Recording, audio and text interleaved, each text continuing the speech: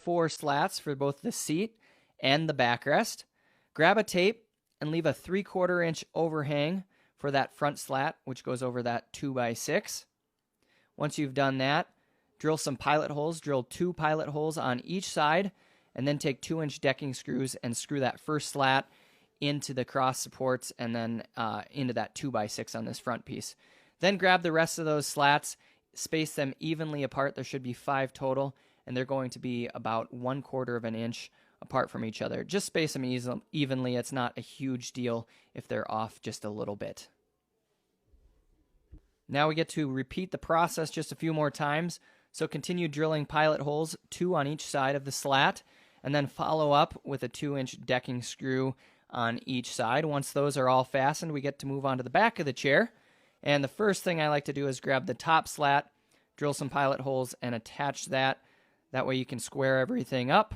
And you want to space these evenly apart as well. After I put in the top slat, I typically put in the bottom one about a 1/4 inch up, and then I place the remaining 3 slats as evenly as possible in the center. Now, after you've finished up with this left chair, you can move on to the other one and basically just repeat the process.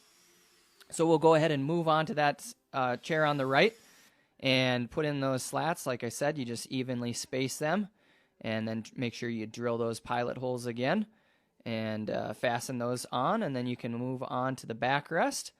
Put on that top rung again, and then after that top rung is done, you can do that bottom slat, and following the bottom slat, you get to replace or place all 3 remaining slats into the back. It's time to build that center table to hold those drinks and hors d'oeuvres.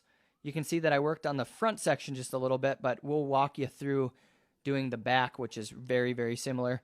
So grab the longer 1x4 sections that you cut for the table, flush them up with the bottom of that 2x4 that spans from left to right, and then drill some pilot holes and put in 3 of the 2-inch long decking screws to fasten those on. Just make sure they're standing straight up.